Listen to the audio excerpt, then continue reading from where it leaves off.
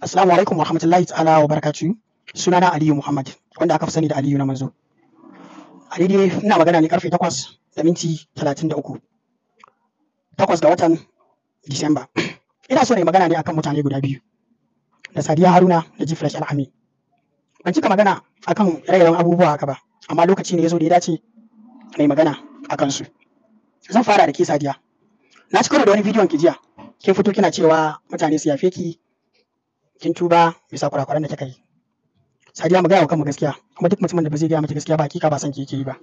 Kin yi abubuwa da yawa, amma wallahi ban cika so ne magana akan su ba, amma lokaci ne so da zan yi magana akan su. Sadiya, kin cuci al'umman manzon Allah sallallahu alaihi wasallam. Sannan kuma kin cuci kanki da kanki. Sannan kuma kin cuci waɗannan ƴaƴan naki da kika ambata cewa kina da su. Ga dalilai kamar haka. Sadiya, kina kiran kanki Sayyida Sadiya Haruna. Wannan matsayin sayyidan da kika daura wa kanki, wallahi tallahi sai Allah ya tsayar da ki akan wannan abin, saboda duk waɗanda ake kira da suna sayyida waɗannan ba halin su bane. A daidai lokacin da kike kiran kanki sayyida, kina gayyato mutumin da ba muharramin ki ba, ba mijinki ba, ba wani wanda kowa ya riga an san an shaida ko an muku aure tare da shi ba. A cikin gidanki akan katifan ki kuna live da sunan wai kina contact. To ba zan koye miki ba. Wallahi wani babu mafi girman kuskure kamar wannan. Ba za ki fahimci hakan ba sai nan gaba. A lokacin da Allah zai baki da rayuwarki dan ki girba abin da kika shuka. Ba laifi bane kin kuskure, Allah na iya yafe miki. Amma wallahi tallahi wannan abin da kika yi ko da Allah ya yafe miki, sai kin dade kina da na sanin shi. Saboda za a yi wayi gari Allah ya baki diya mace, za ta yi aure. Wannan bidiyon naki za a dauko ana mata gori da shi ko yan uwan mijin da suka samu matsala da ita.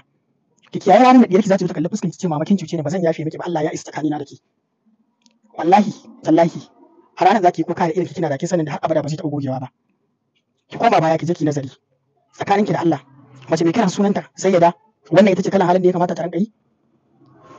Ki manta da cewa kin je Saudiya so ɗaya so biyu so uku, za ki je Saudiya so 100 idan baki gyara halin ki ba shi da maraba kamar kin je America shakatawa. Wallahi idan ba za ki gyara halin ki ba shi da maraba kamar kin je America shakatawa. Ki rabu da cewa wai kina sadaka, kina tara almajirai, kina wannan aikin banza ne. In kin siffata kanki da aikin kirki to a garshen reality a tare da ke cewa abu ne kirki kike.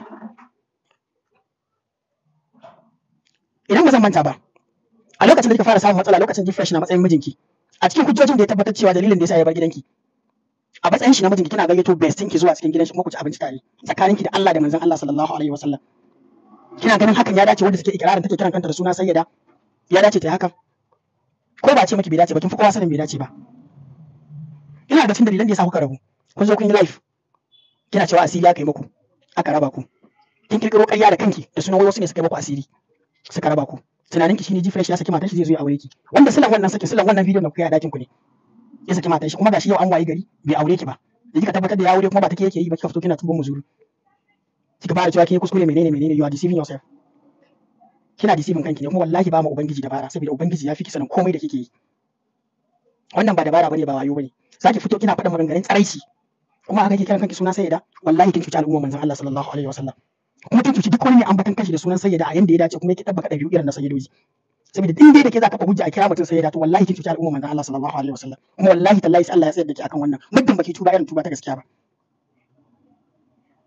Akwai da yaushe ku daina comparing kanku da maza. Gfresh Al'amin ya zama aya a gare ku idan kuma ta kun san abin da kuke yi. Gfresh ya fito duniya, ya kalli duniya, ya ce shine shugaban yan kwalta, shine shugaban yan iska. Tambaya amsa. Bayan ya saki matarsa an hana shi aure? So da yawa idan namiji ya abu cewa yake idan ya aure zai shiryu. Amma jiwucin ke mace idan kika yi wannan abu akwai wanda zai kalle ki. Wallahi in Gfresh ya aure ki sake ki to be so very difficult. Wani namiji ya kalle ki reasonable irin mutum da ya san me yake yi. Mutumin da ya san me yake kalle ki aure ki kawo shi linkin ya hada zuri'a da ki.